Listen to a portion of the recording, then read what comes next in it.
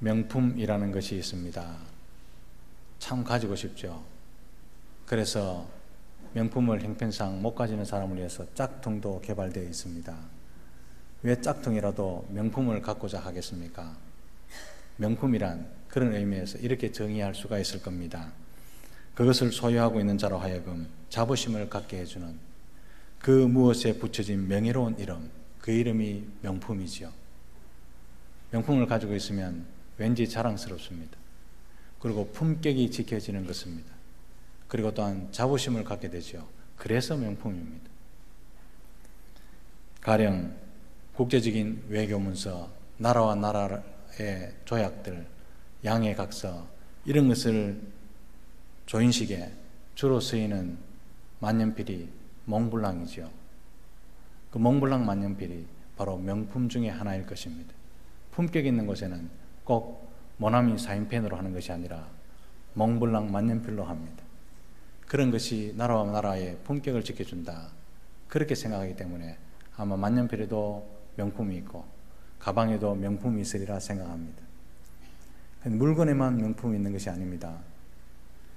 한 집안에도 명품 집안이 있습니다. 그걸 이름하여서 명문가다 그렇게 말하죠.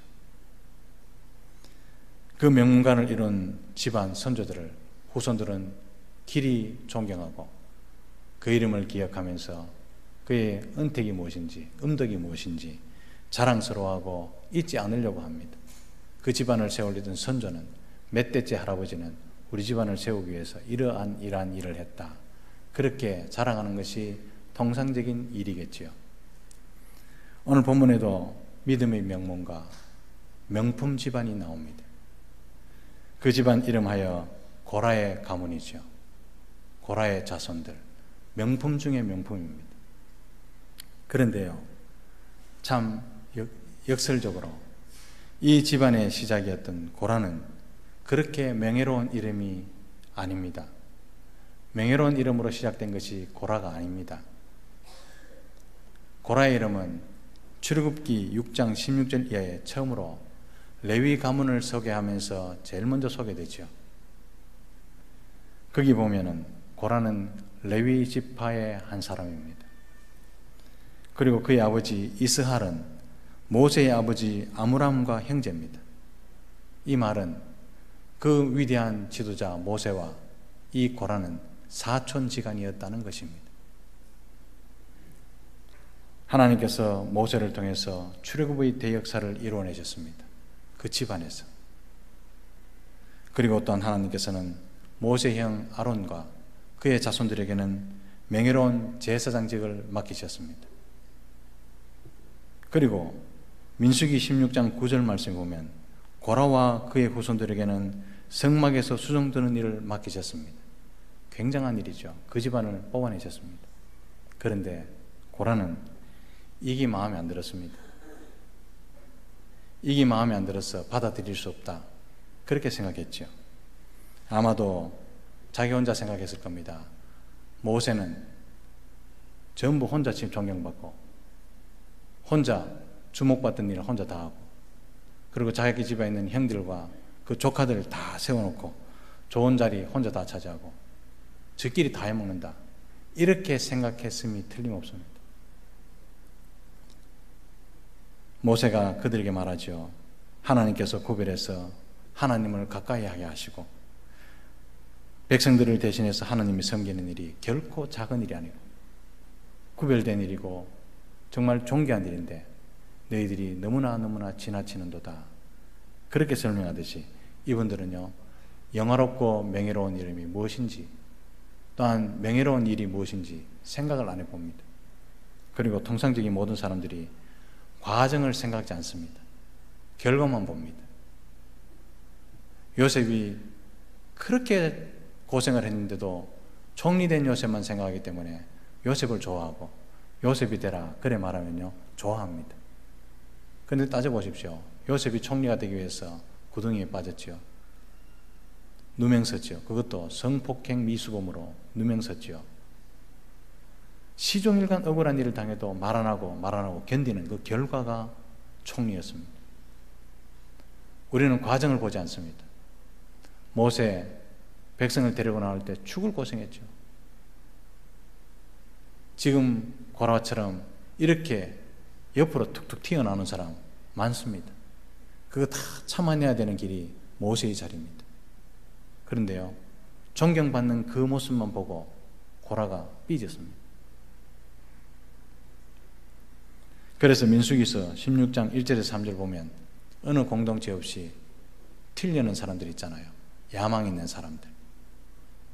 고라도 정치적인 야심 있는 자들, 즉 본문에 보면 민수기 16장에 보면 루벤 지파의 우두머리들과 지도자급에 해당되는 250명을 모아서 모세와 아론을 거부하고 났습니다. 그런데 하나님께서 보시게요, 민수기 26장 9절에 이렇게 말합니다.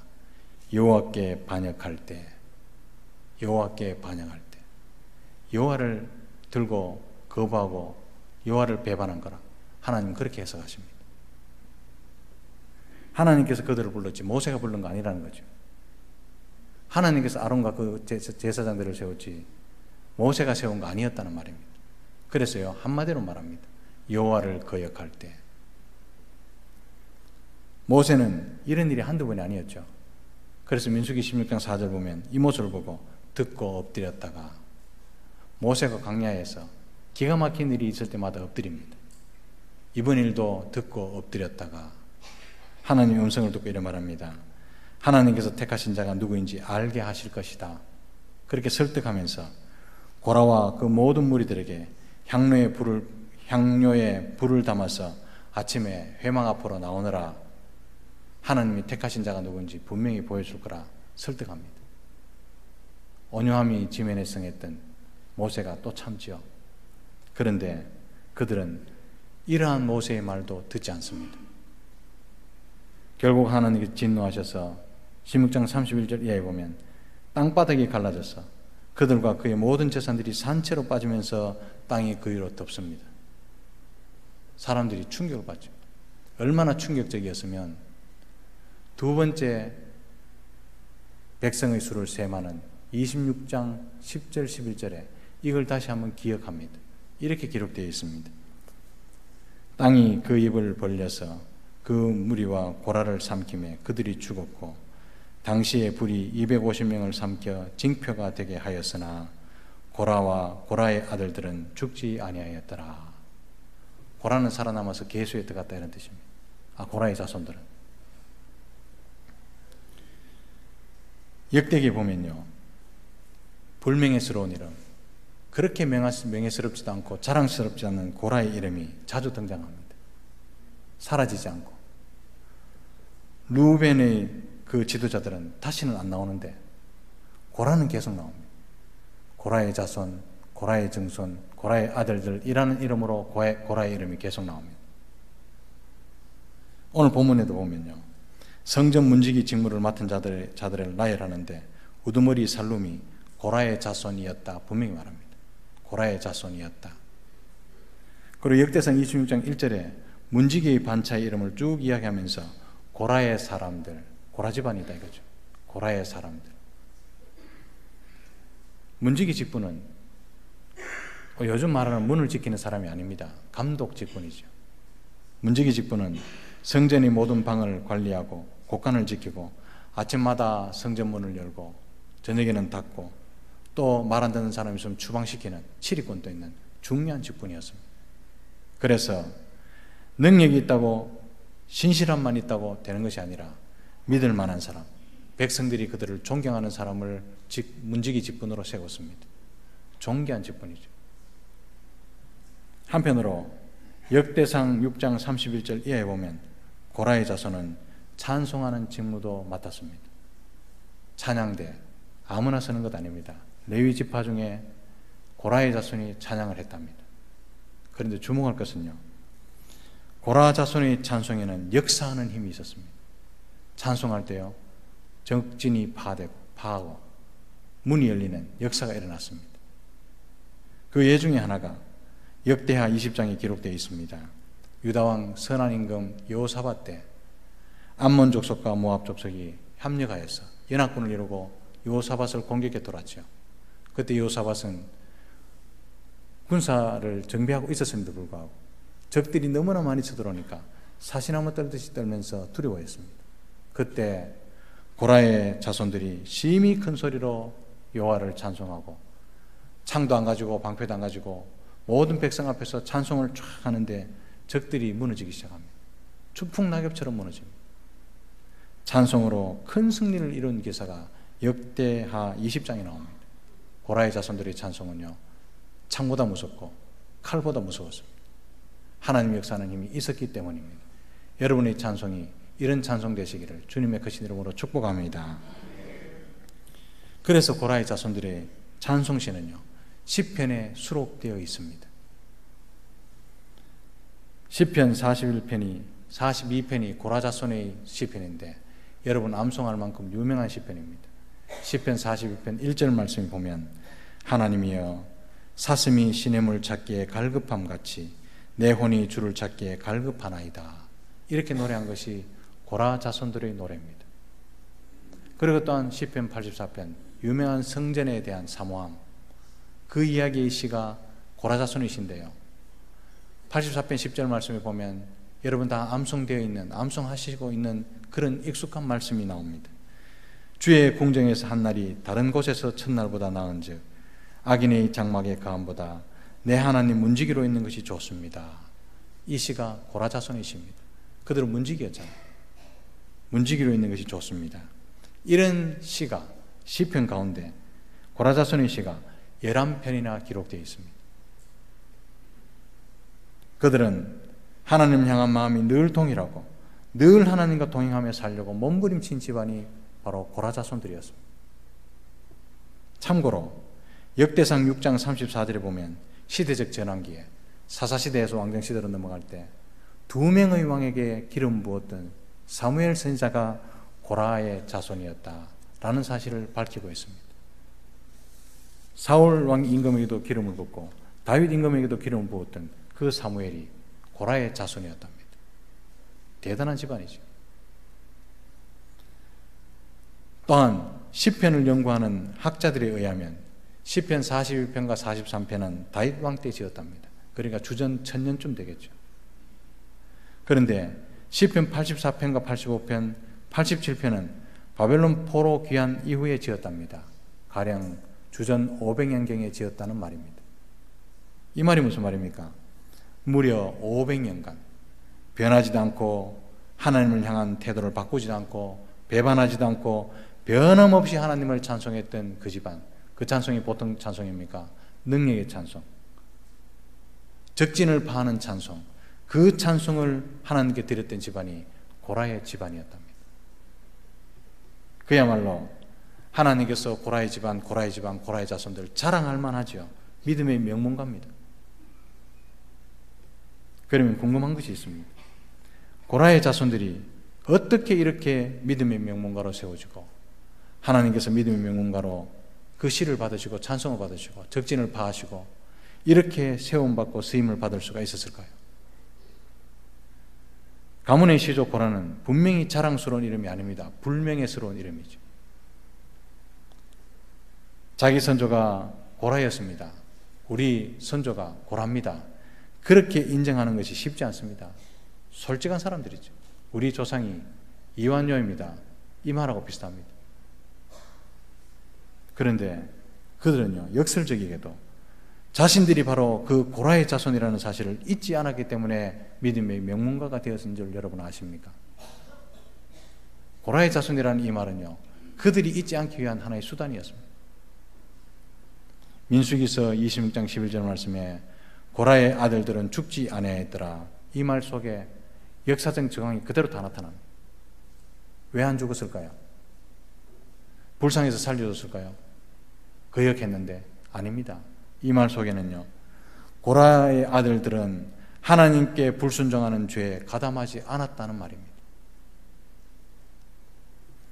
이 말은 결코 쉬운 행동이나 쉬운 결단이 아니었습니다. 왜냐하면 그 당시에 아버지의 권위에 따르지 않는다는 것은 있을 수 없는 일인 그런 시대였잖아요. 아버지도 아마 너희들은 내 뜻에 따르라, 이 배은망덕한 놈들아, 아버지가 무섭잖아요. 그들은 아버지가 자신의 뜻에 따르라고 강력하게 권고하고 협박했을 수도 있습니다. 위협했을 수도 있겠죠. 그러나 그들은 하나님을 먼저 봤습니다. 효가 먼저가 아니라 하나님 말씀이 먼저였죠. 그들은 하나님께 불순종하는 아버지와 함께 서 있을 수가 없었던 겁니다. 이게요, 믿음 없으면 할 수 없습니다. 바른 분별력이 없으면 할 수 없습니다. 엄청난 용기가 없으면 할 수 없습니다. 하나님께 대한 믿음과 용기와 분별력, 그것으로 말미암아 거역하는 일에서 그들은 서지 않았죠. 그래서 그 결과가 고라의 아들들은 죽지 아니하였더라, 새롭게 출발했더라는 말이죠. 그리고 그 사건 이후에 그들은 우리는 그 고라의 후손입니다. 거역했던 고라 아시죠? 그 고라의 후손이 우리입니다. 그 말이 고라의 자손이요, 이런 표현입니다. 역설적이게도 자신들의 내면에는, 우리 내면에는 불순종한 영이 있습니다. 우리 내면에는 예자의 완고함이 도사리고 있습니다. 잊지 않으려는 몸부림이 고라의 자손입니다 라는 말 속에 포함되어 있습니다. 멋진 사람들이죠. 이걸 잊어버리는 순간 우리는 좀 괜찮은 사람입니다. 괜찮은 집안입니다. 이러다가 넘어지는 거죠. 고라의 자손들이 500년 동안이나 변하지 않고 하나님을 찬송할 수 있었던 이유는 그들의 집안에 고라라는 이름을 역설적으로 사용했기 때문에 그렇습니다. 우리 선조는 실패했습니다. 그러나 우리는 실패하지 않으렵니다. 이 말이요, 고라의 자손이죠. 그 아픔이 고라의 자손들로 하여금 늘 원래의 위치대로 돌아가게 하고, 뻗나가려고 하면 원래의 위치대로, 너희들은 고라의 자손들이에요. 너희는 뻗나갔던 고라의 그 후손들이죠. 돌아오고 또 돌아오게 됐습니다. 은혜 안에 살려는 몸부림이 사슴이 시냇물 찾기에 갈급함같이 하나님을 찾게 만들었고, 문지기로 단 하루를 살아도 주의 성전에 있기를 사모하게 만들었던 것이 고라의 자손이라는 이름 때문이었다는 것입니다. 사랑하는 성도 여러분, 우리가 우리의 나약함과 연약함을 인정할 때 믿음의 명문가의 새로운 출발이 될 줄로 믿습니다. 하나님의 은혜가 아니면 단 하루도 살 수 없는 죄의 본성을 직시하고 있었기 때문에 성전의 문지기일지라도 하나님의 은혜 안에 머물며 살기를 간절히 소망했던 것입니다. 사랑하는 성도 여러분, 잘 기억하십시다.